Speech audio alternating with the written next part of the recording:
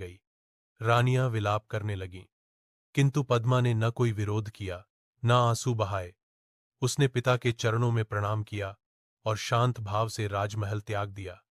उसके हृदय में दुख अवश्य था, पर विश्वास उससे भी अधिक दृढ़ था। पद्मा के राजमहल से निकलते ही जैसे नवनगर के आकाश में मौन छा गया।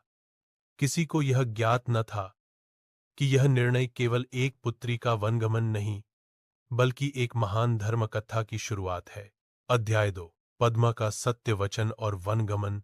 राजमहल की ऊंची अटारियों से जब पद्मा बाहर निकली, तो उसका हृदय क्षण भर के लिए भर आया।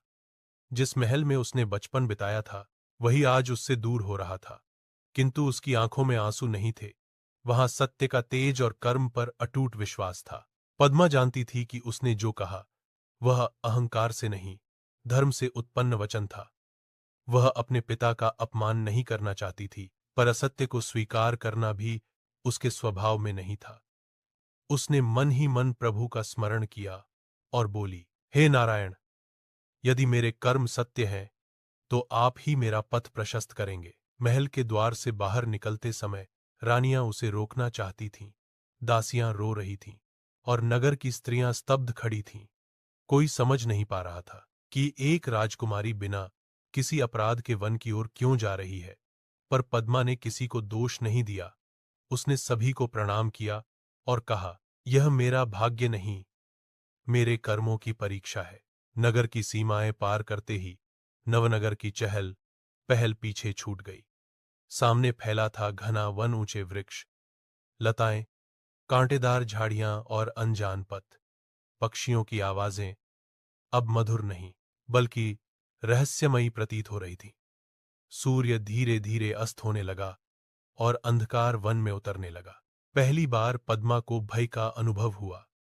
न रथ था, न सेवक, न राजवैभव, केवल एक साधारण वस्त्र और हृदय में संकल्प। किंतु उसी क्षण उसे अपने वचन स्मरण हो आए, मैं अपने कर्मों से जानी जाऊंगी। उसने अपने भय को प्रणाम किया और आगे बढ़ती चली गई। रात्रि होने पर वह एक वृक्ष के नीचे बैठ गई। भूख और थकान से उसका शरीर शिथिल हो गया था, पर मन शांत था।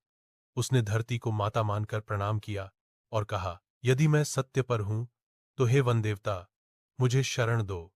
वन में अनेक कठिनाइयां थीं, कभी वर्षा, कभी धूप, कभी जंगली पशुओं की गर्जना। कई बार उसे लगा कि वह अब आगे नहीं बढ़ पाएगी, पर हर बार उसके भीतर से एक ही आवाज आती, धर्म के मार्ग पर चलने वाला कभी अकेला नहीं होता। दिन बीतते गए। पद्मा ने वन जीवन